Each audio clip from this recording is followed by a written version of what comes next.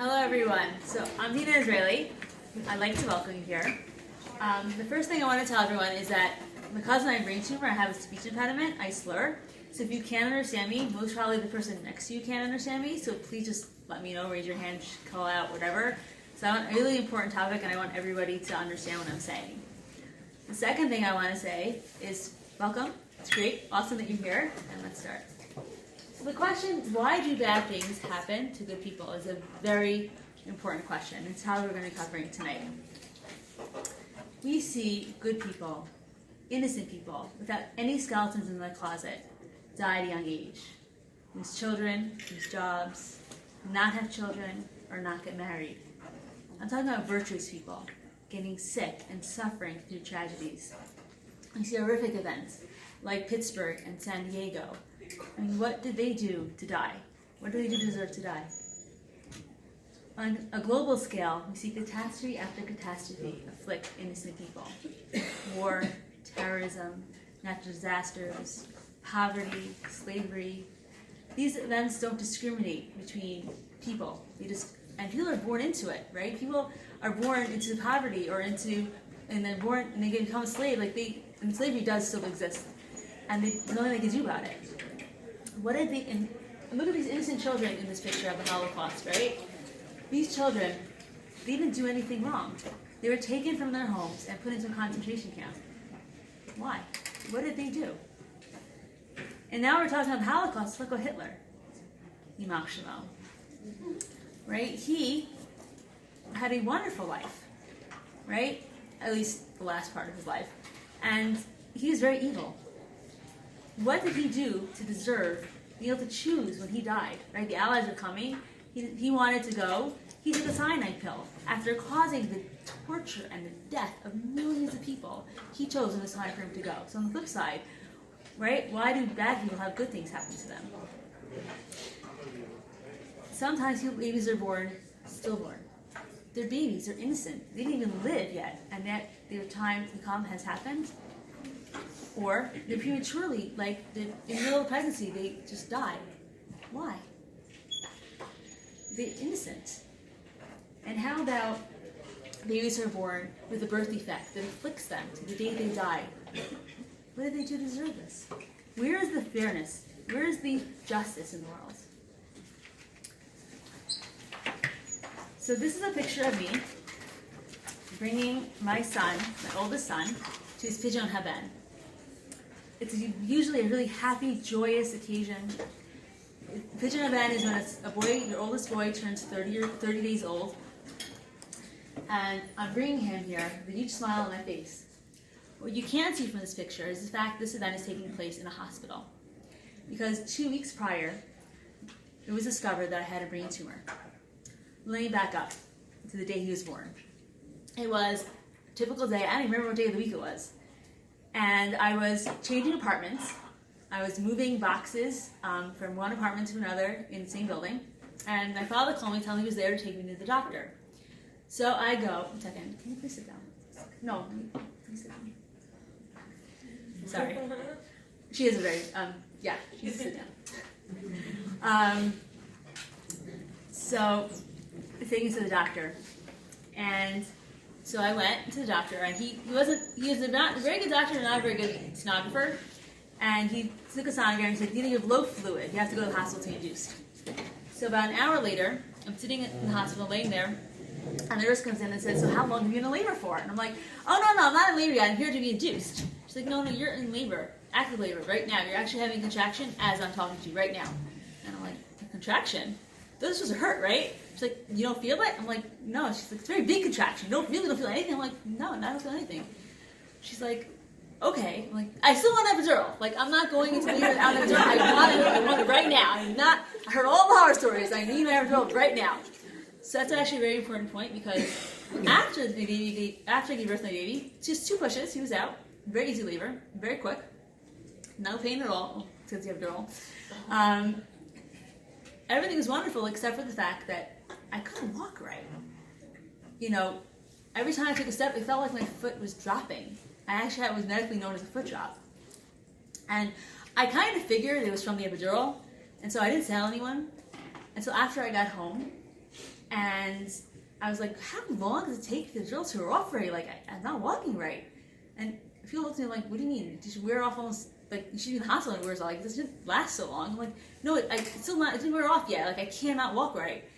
And my husband, who's a physician, was like, oh, Deena, this is why you should not go to any relative who's yours who's a physician, because they don't give you good medical advice.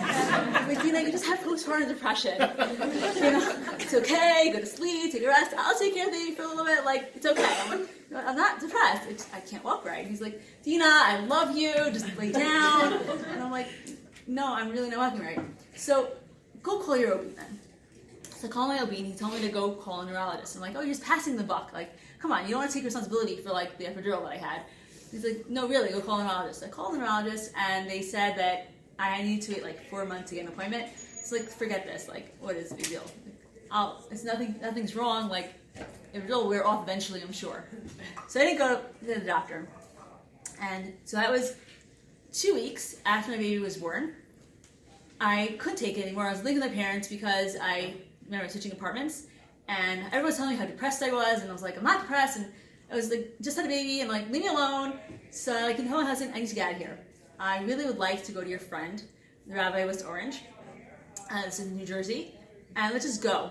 So we, called him up, made the appointment. We're going to go there for Shabbos, and so Friday morning comes, we leave.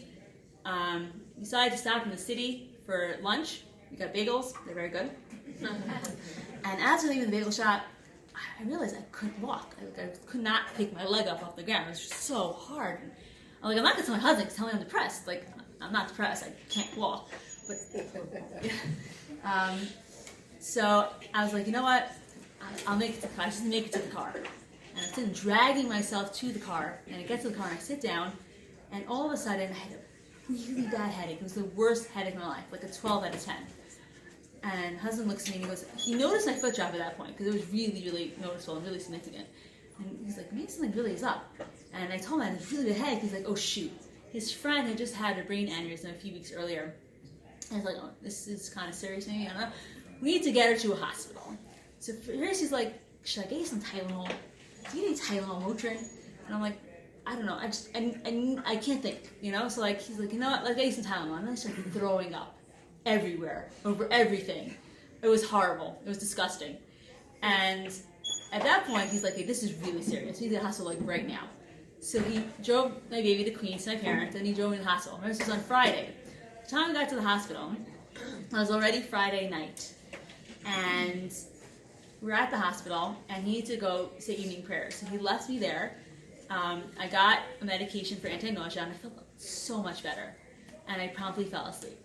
The doctor wakes me up and is like, hey, you're feeling better. Great, time for you to go home. And I'm like, well, my husband really made me promise to get a CAT scan before I went home.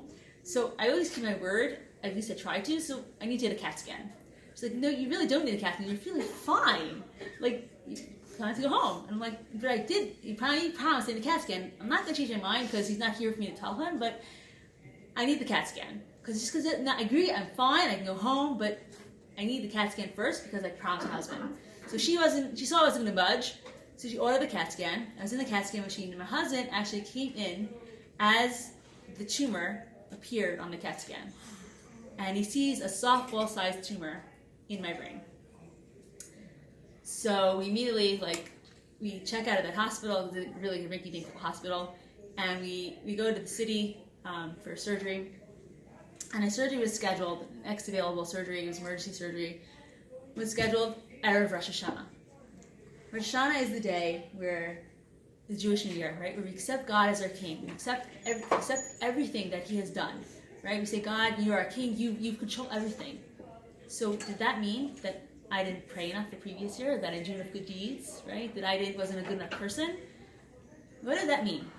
And as I was being, the day of surgery, I was thinking about this a lot, and one decision kept on coming into my mind. One thing I knew I was tried to be a pretty good person. I tried to do my best, but one decision I had made kept on popping up in my mind, and it was a decision I had a career choice to make when I got to college. I couldn't focus on everything, and one was education, Jewish education, and the other one was science and math, which I loved, and I also love to teach, but I also love science and math. And I didn't promise God, I didn't like bargain with God, but I told myself that if I lived through this experience, I would change. I was in a PhD program for research. I told myself I would focus more on education. So here I am. Now after surgery, my right side of my body was paralyzed. I could not speak a word, which is one of the reasons why I slur. I have something called the bocus aphasia, which basically means, imagine a dictionary. The dictionary has the highlighted words in bold, and underneath the highlighted words is the explanation of the word. So I had all the explanation there. I can understand everyone is saying, but I couldn't. It had lost all the bold-faced words, so I couldn't actually speak. And it took many, many years for me to get to this point now. Most people who have bocus aphasia, if you look on search on the internet, most people do not have fluency of speech at all. I can't really speak in Hebrew at all. Yes, you can. But but one of the reasons is because I had this bocus aphasia, and it was very, getting back my speech was very difficult as well. And I cannot use my right hand properly. This is a picture taken 22 months later. This is my daughter Sarah. So actually, a few weeks after this picture, it was discovered that my brain tumor had returned. It was actually a very apropos day. It was Tisha B'Av. The only day the doctor had available to be seen was Tisha B'Av, the saddest day of the Jewish year. The day where we mourn the loss of our temples, where tons of bad things happen to Jewish people. And I kind of figured, when I heard which day the doctor could see me, I kind of figured the tumor came back. So when we were in the Cornell, hearing the news, he was in shock. He was horrified, and he couldn't accept it. And the physician told him, "Don't worry, it's very small. We don't need to operate." And he's like, he didn't believe it. I can't believe you. So we left the doctor's office, and he was in a panic. And we drove to our friend, who was another physician in a different hospital. But it was New York City, so there's no parking. So he's like, "Deena, you wait in the car, and I'm gonna run up. I'm gonna show her the radiology reports." And so I was in the car waiting, and my husband went up. And when he came down, he found them loading me up into an ambulance. I had a seizure. So, through what glasses should we look at this, right? How do we say, right, it's something really bad? Now, I can't say I'm a good person, but how does anyone deserve, right? Why, right? So, thankfully, right, I wanted to say, it's every ounce of suffering, every iota of pain, every drop of distress that we feel, is it specifically designed for us? Right? Is it something that specifically God came down and said, "This is happening to you," or are events random? Right? Is this biology? Random mutation. I have a tumor. So actually, I had this question when I was younger. I was born into a family that, through no fault of their own, we were quite wealthy, and they lost all of their money, 6 months after I was born. Think nice house in the neighborhood to no house, not having a place to live. Poor. So, as I grew up, I always had this question of my friends can go to the pizza store and buy a slice of pizza. I can't. My friends go to the store and buy some clothes, and I don't have clothes. My friends have a bed to sleep on, and I don't have a bed to sleep on. So, why? And as I grew older and wiser, I was like, you know what, God, you kind of decreed that for our family, right? Didn't everyone always says, so why? Why do bad things happen to people? And I got angry. I got very angry at God. And I said, not just about my situation, right? There are those hungry children in Africa who have no money for food and no money for education that you always see on the TV, right? All those ads for the children in Africa. And what about Rwanda and Zimbabwe and Bosnia, right? I never knows the generation that I grew up in. So why do these things happen? There has to be a reason. And so I really was very, very angry at God. And so the question of why me, I actually resolved when I was younger, as I grew older. But let's see if we can work through the problem together. So we have Yom Kippur. Yom Kippur is Yom Kippur is the Day of Atonement, the day where we beg God for forgiveness for our sins. We tell God, right? We say, "God, we're really, really, really sorry." And we clap, So the question is, right, is that apology, is that I'm sorry, That means that we think that our actions have meaning, right? We have value. There's something, right? If we do something, if we do X, Y will occur. If we do A, B will happen, right? That's actually the concept of mida keneged mida. Measure for measure, literally defined as measure for measure. That God says there's like almost a proverbial scale, and he weighs our actions against each other. And he says, oh, well, you have more righteous deeds than negative deeds, so you're going to have a good year. You're going to go inscribed in the book of life. That's what we believe as Jews. So, right? So me having those brain tumors, did her death, was this what actually happened up there? Were these things decided? So when I was younger, I tried to understand why bad things happened. And I'm a little kid. I'm saying like 8, 7. And I tried to figure out why things happen to people. And it's a little kid's imagination, so it's maybe a little bit childish, but I kind of pictured it as almost like a conveyor belt. God's sitting there with a big package of problems. And he's kind of like, well, I have this package of problem being hit by a car. And I'm going to go and I'm going to drop it on Jane Doe's head. She's been hit by a car. Or is it more like the fact that God's like, I'm going to wait for Jane Doe or someone. She crosses into the street without looking both ways. And then they'll drop on their head.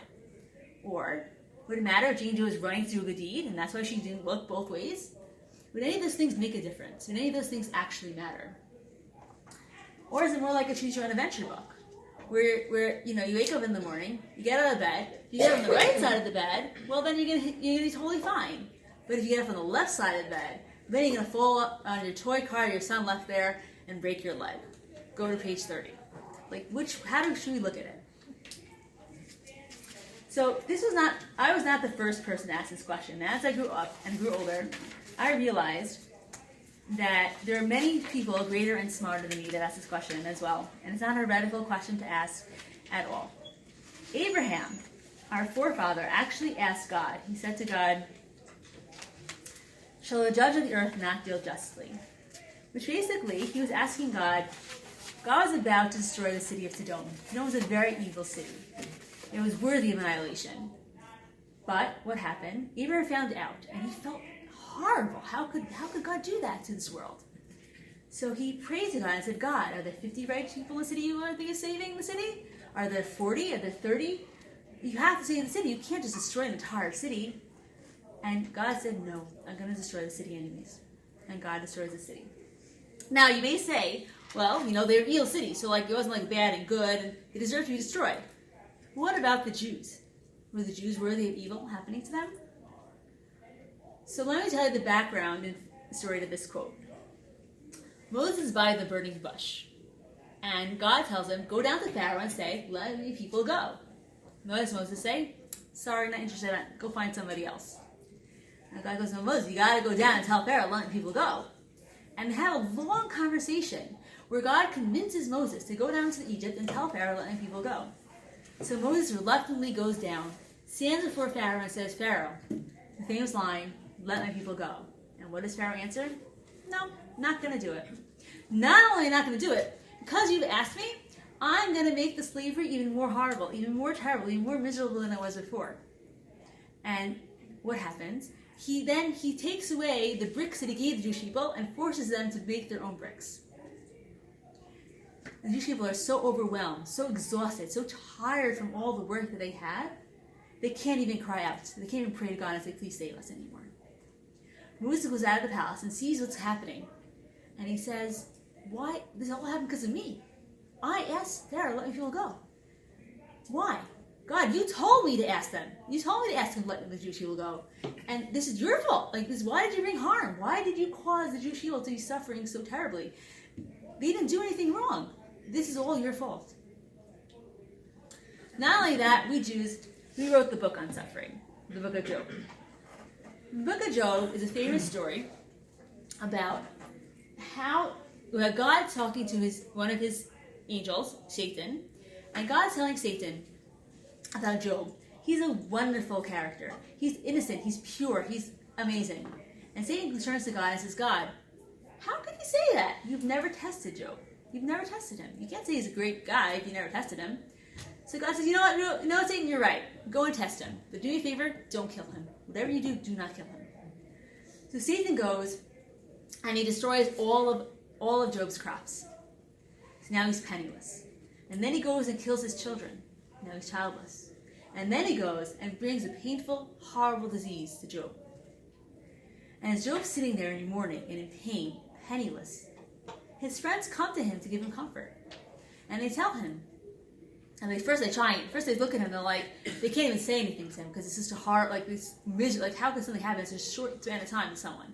And finally, one of them works up the courage to ask him, Job, what did you do wrong?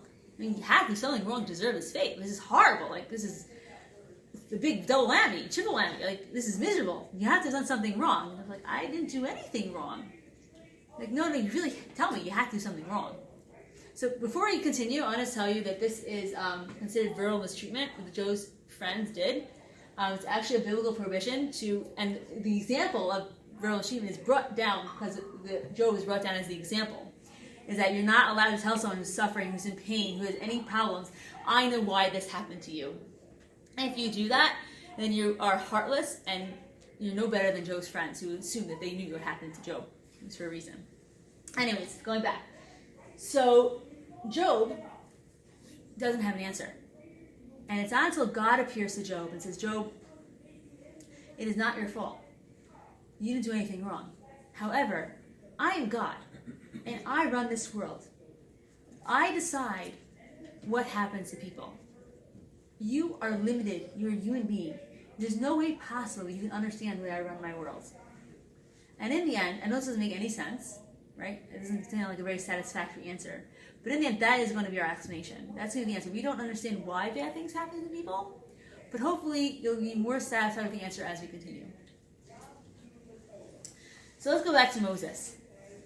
Moses helps facilitate the bringing of the 10 plagues. Facilitates the Jews leaving Egypt, splitting of the sea.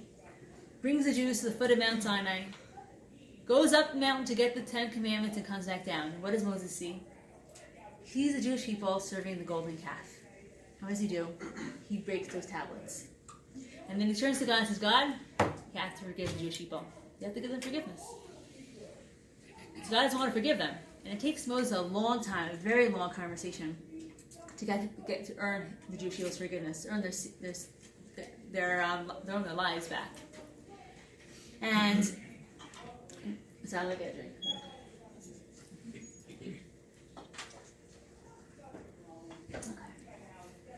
So, in that conversation that Moses had with God, imagine this, right? God is face to face almost with God, like Moses face to face with God, having a conversation. Moses is the closest any person has ever been to God before. And Moses had just earned the Jewish people's redemption. And what does he do? He asks God a very interesting question. He says, oh, let me behold your presence. And our commentators ask, what does that mean? What is he asking God? Right? What would you ask God? Right? You have God's undivided attention. What would you ask him? And they come to the conclusion, a lot of them, that he's asking God, tell me why bad things happen to good people. That is the one theological question, the major theological question that Judaism does not have the answer to. Why do bad things happen to good people? And what does God answer? You cannot see my face. Man cannot see me and live. It's the same answer he gave Eve. But you are a limited human being. You're stuck on this earth, time and space bound. There's no way you can understand the way I run my world. At least not yet. At least not while you're alive. And so, let's go to the next slide. Thornton Wilder is an author. You may even know of him because you're Our Town. He's very famous for that. Anyone know of him? Yeah? Okay. So he wrote another book called The Bridge of San Luis Rey.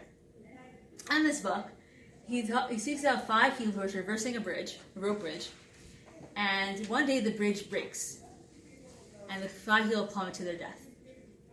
And there's a priest who's trying to determine, why. By the way, Thornton Wilder himself was a priest. They try to determine, what did these people do to die? They just happened to be crossing a rope bridge, and the bridge collapses, and they all die. But there must be something about their lives that brought them to this point where they can now die. And he's trying to figure it out. And in the end, he comes to a conclusion, which we're not going to go into. But at the end of his life, Thornton Wilder brings in one beautiful example that helps illustrate this point, which I think is absolutely beautiful. He brings the example of a tapestry.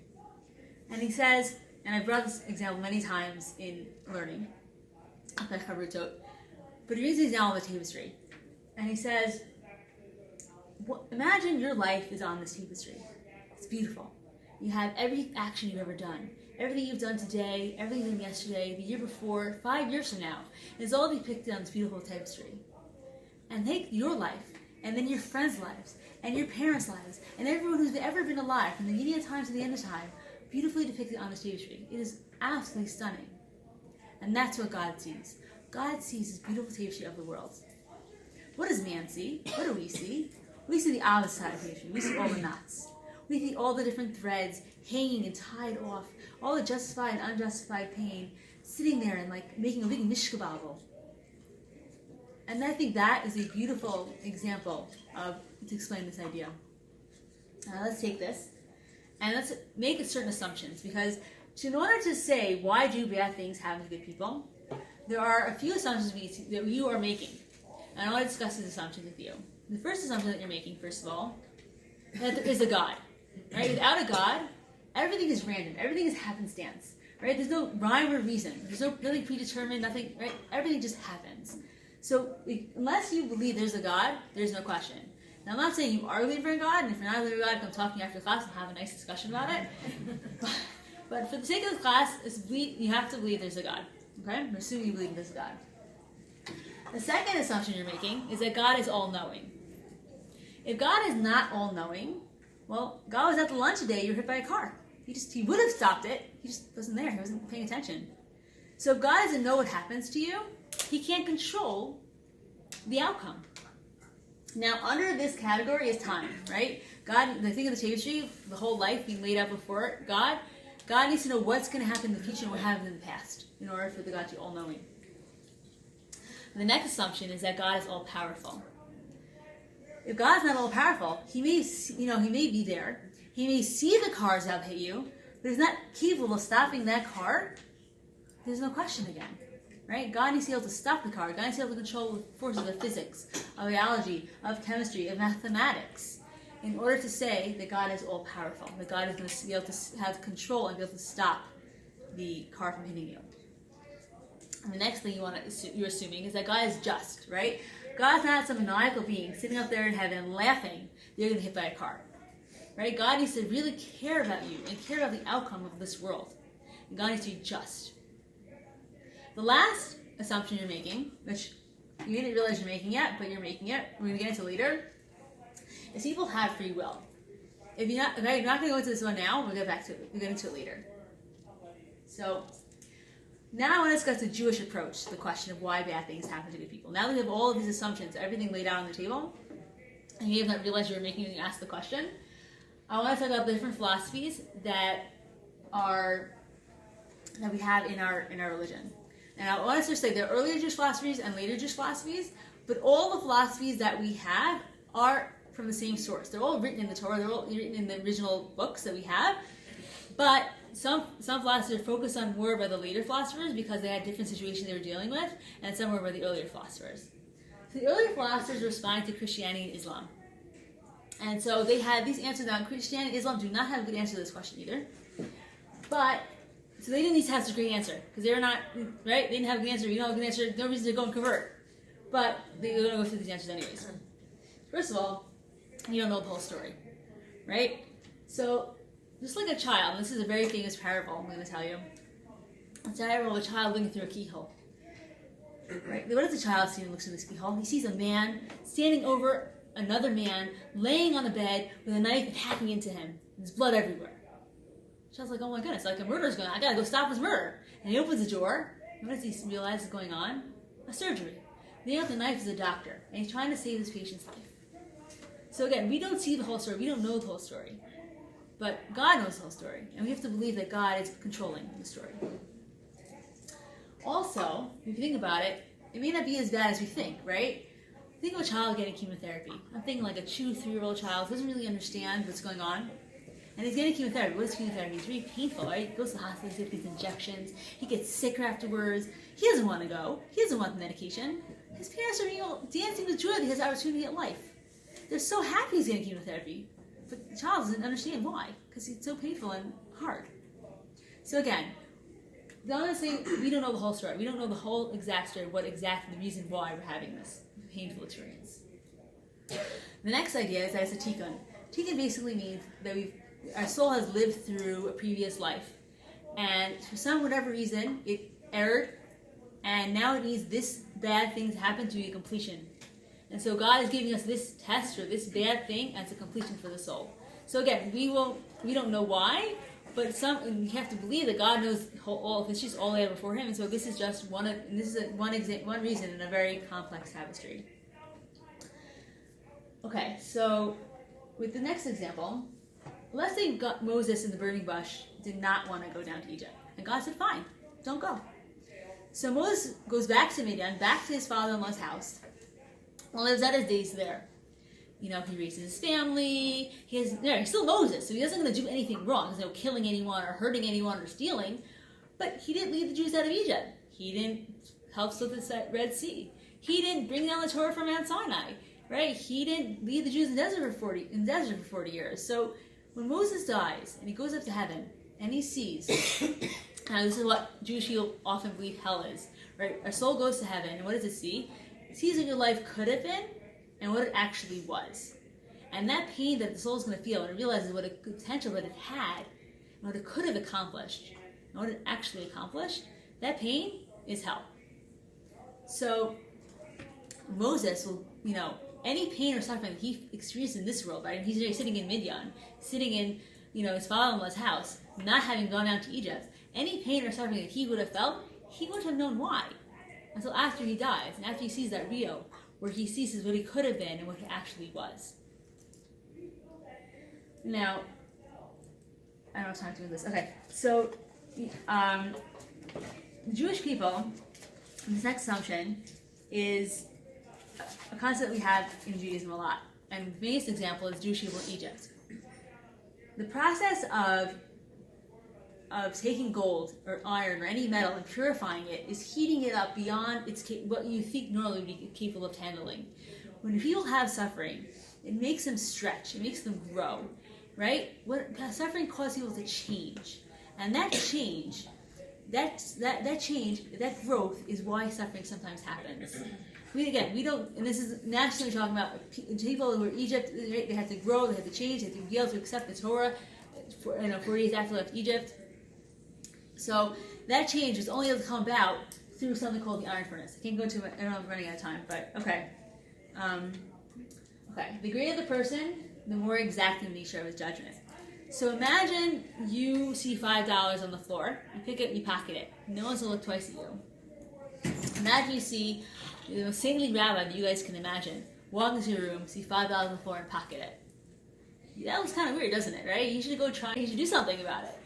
So the point is that you judge that rabbi more stringently than you judge yourself. And just like you judge that rabbi more stringently than you judge yourself, so does God. God holds him to a higher standard. So whatever suffering that rabbi may be experiencing, because he's that much greater than you, or that person is that much greater than you. Failing to respect human responsibilities. This one, so let's take Noah and the flood. Everyone here knows the story of Noah and the flood? Yes, Noah was this great, right, was a tzaddik, was a righteous man, and God told him, you're righteous, every rest of the generation is evil, I'm going to destroy the generation. I'm going to big flood. And go build a boat to save yourself and your family. What did God want? God wanted Noah to go around the big picket sign and going, the end is near, right? Repent, change your ways. Noah didn't do that. Noah went to his little corner of the world and built a boat. And what happened? Anyone came by, so what are you doing? Oh, building a boat, God bringing a flood. But he didn't go and shout it from the rooftops like God wanted him to. He didn't go and try and change everybody. So any pain or any suffering that Noah felt when he left his boat until the devastation on the world, any pain, and he felt very depressed, right? He planted a vineyard and he got drunk. So any pain and suffering that Noah felt afterwards, that pain and suffering was kind of like repenting for his failure of changing, of his human responsibility.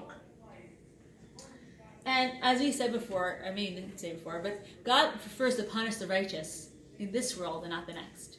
So any pain or suffering you think of as a God loving you and wanting you, because any pain and suffering we feel in this world is significantly better than pain and suffering in the next world. Now, later Jewish philosophers, mainly responding to agnostics and atheists, And the first idea that I want to share with you is that they say we're making the most of our time. Right? Imagine you have a doctor calling you up and telling you you only have 6 months to live. You're not going to spend those 6 months in front of a TV, right? Something through the channels. You're going to go out to time with your family. You're going to go out and, call those friends you had in high school. You're going to go and, do everything on your bucket list, right? You're not going to waste that 6 months. So pain and suffering is God's wake-up call to us. Our time on earth is limited. At the end of days, we're going to be dead. And God's telling us, you know what? It's time for you to change. It's time for you to make the most of your time. Okay, this is what I promised I'd get back to, free will. So the purpose of this world, why did God create this world? He created this world so we can get rewarded for doing good. Think about this, right? God was perfect. God was everything. God had everything He ever needed, right? God is the most amazing, perfect being. We can't possibly imagine how perfect God is. The one thing that God couldn't do, the one thing that God was unable to do, was do good to others. That there weren't any others to do good to. And so God needs to create a world so He can reward us. He can't reward us randomly. He wants to reward us for choosing to make the right decisions, right? Imagine you have a sighted individual, a person who can see. They're not going to get rewarded because they can see, or someone who can hear. They can't get a reward because they can hear. They just can hear. Similarly, God doesn't reward us for choices that we don't make. They're not up to us. Now, I'm going to take a child who just came from school and is starving, and you give him this bag of pretzels to eat. And he really wants to eat those pretzels. But his little brother sitting next to him goes, "Ma? Ma? Ma?" So if your child shares the pretzels, what are you going to do? Wow, amazing. That's so nice. You shared your pretzels. Right? You made a moral decision. You decided to give of yourself and give it to somebody else. So every time we make a moral decision, God can now reward us for choosing to take the right decision. Utopian societies don't have anything bad, any problems in it. They don't allow for free will. Let me explain why. Welcome to Utopia. In this world, nothing bad ever happens. Everything is wonderful. Except for one person, Bob. Bob wants to kill Joe. Now, I'm not condoning killing, I'm not condoning gun violence. It's actually not offensive what happened. So just know that, Bob wanted to go buy a gun, he didn't drink the Kool-Aid, and he wants to go and kill Joe. Now, the problem with this is this is utopia, right? So every time Bob loads the gun, aims to shoot, ready to fire, something happens, right? Either the gun misfires, or the wind blows the bullet off course, or, something happens. And so, there's like a halo of good luck. There's supposed to be a sound that comes with this halo, but it didn't work. Halo of good luck around Joe. And so Joe is kind of protected, right? And if you expand this, every time somebody wants to harm somebody else, every time someone wants to do evil to somebody else, whether it's killing or yelling at them, right? It doesn't matter the level of evil, level of bad. If every time somebody wants to do bad to another human being, they're incapable of completing that act, the free will gets taken away, because soon people realize that they can't do evil. Once you can't do evil, there's no point in trying to do evil. So there's no choice. Oh, there is a sound. That makes me happy.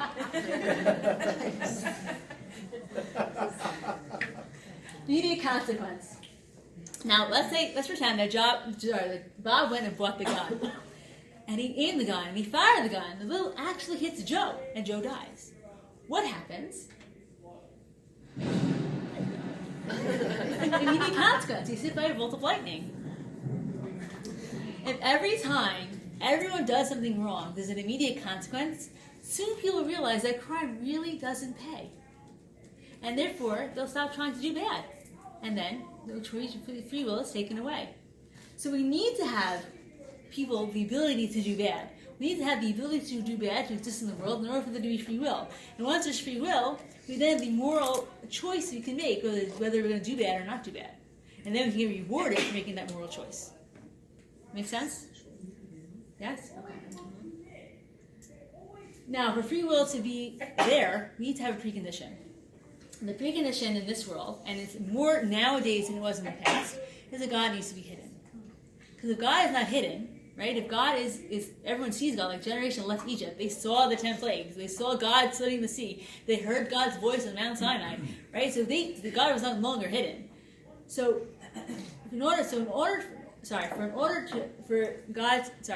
have free will, God needs to be hidden. If God's not hidden, then there's no free will.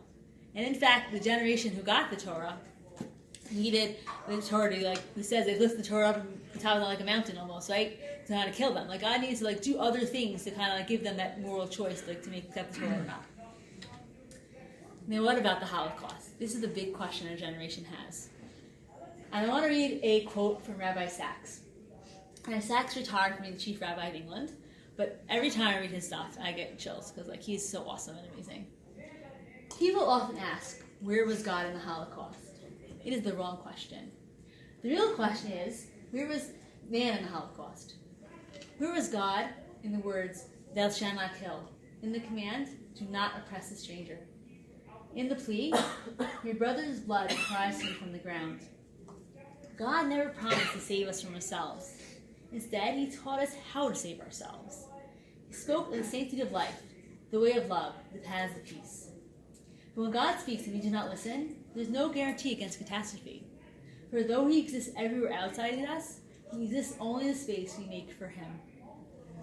So to me, this quote means that, like, first of all, they did vote Hitler into power. They did vote the Nazi Party into power, right? And the Allies flew over the train tracks that were leading to Auschwitz, right? They could have bombed. In a way, it was humanity's fault that the Holocaust actually happened. God wasn't going to come down and stop it because we need to have free will. But it was up to us to say, no, this is enough. We're not doing this. And we didn't do that. And so we had, unfortunately, the Holocaust happen. Now, what did Judaism do on consequence, right? Let's say you wake up and you scream at your child. God doesn't say, well, you get 10 demerits for that. Instead, God looks at the situation that surrounds you screaming at your child. And he says, well, you woke up in the morning, you stubbed your toe, and you burnt your breakfast, and you spilled your coffee, and like this and that, and all these bad things happen to you, and you're in a really bad mood, and you're really rushed, and your child comes downstairs, late for the bus, her hair not done, and her uniform not on, and missing her socks. Like, what else are you going to do? You're going to scream at your child. So because you had all of those events happening up to the point of you screaming at your child, right, you kind of only get like 5 demerits. I don't know the exact amount of demerits you're going to get, but my point is that God looks at the whole story and says, you know what, I'm taking everything into account. And also for the positive, God says, you know what, you didn't scream at your child in this instance. You did all of these bad things happening. You held it for 5 whole minutes. I mean, that is a very long time. Your child is late for the bus, 5 minutes. So you held it in. You didn't scream at your child. You're so nice and polite. So you only had 2 demerits. So again, I don't know how many demerits you're going to get, but God takes everything into account. What did Judaism do on suffering? And this is a very big question, right? Did Judaism, there's a time to recognize that there's a time and there's a place for suffering, right? When our relative dies, right, what do? We rip our clothes. We sit Shiva. We mourn the loss. We say Yizkor for a year, right? We have the communal day of Tisha B'Av that comes, where we have 3 weeks leading up to Tisha B'Av, then the 9 days, the week of, and finally we give Tisha B'Av itself, where we're just sad and we cry, right? A day of mourning. So Jesus recognizes the fact that suffering is real, suffering exists, pain is real, and pain exists, and it needs to be expressed. Right? If it's not expressed, we just bottle it up inside. That's not healthy, and that's not right. What is Jesus' response to this suffering? Judaism says, instead of asking the question, why did this happen to me? I mean, why did this happen to me? Instead, Judaism says, you should be asking, this happened. I don't know why this happened. What can I do about this now? I have this bad situation. How can I grow from it? How can I learn from it? How can I change from it? How can I make myself a better person and help everyone around me? Maybe by telling people about it, right? Maybe by doing something. I don't know, but right, for me, part of my becoming a better person is talking about it and telling you guys how God is real and God exists and God cares about us and loves us. And in fact, I chose to see God's love in my brain tumor story. My son was born prematurely, right? Why is he born prematurely? I like to think it's because there were estrogen receptors on my tumor, which basically means as I was pregnant, it was getting bigger and bigger and bigger and bigger. So if I even made it to term, who knows if it would have actually made it. Also, when my son was born, remember I insisted on that epidural? Well, you get an epidural, they put the needle into your epidural space, and they inject, I don't know what chemical it is, but they inject it into your epidural space. So often happens, not all the time, but sometimes, they go a little too far and they go into the spinal fluid. And when they do that, it's called the spinal, and you get a spinal headache from that. Well, if they would have done that to me when I had an epidural, right, they would have gone a little too far, my brain would have been sucked down into my spinal column. So God was literally guiding the needle. And I actually found out when my third son was born, I actually had a spinal headache. They went too far. I found out that my epidural space is actually like half the size of the average person's. So it was very easy to go too far. But God was really there guiding the needle. Okay? And that was only one of the many, many, many miracles that happened to me in this time. And so, right here's extreme rock climbing. I have succeeded in overcoming, hopefully, everything that has been put in front of me. And I speak actually complete circle, because I used to speak a lot. I was a biochemistry major, and I was in biomedical research. And so I haven't spoken since then in public, but this is now the completion of that circle.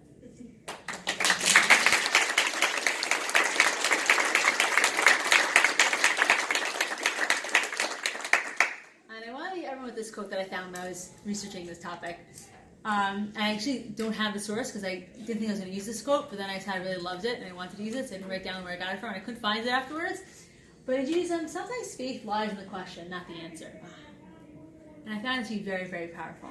Right? Judaism has the answer to most questions, the majority of the questions out there. This is the one question we have to go and find our own answer to the question. Right? God, there's so many different answers out there, and I only presented a few of them. There's so many different answers out there. We just find what speaks most to us. And it could change, right? In one situation, it could be one answer. In another situation, another answer. But we have to find the answer that speaks to us and understand that Jesus has the answers. We just have to understand that it's not the answer. Thank you very much.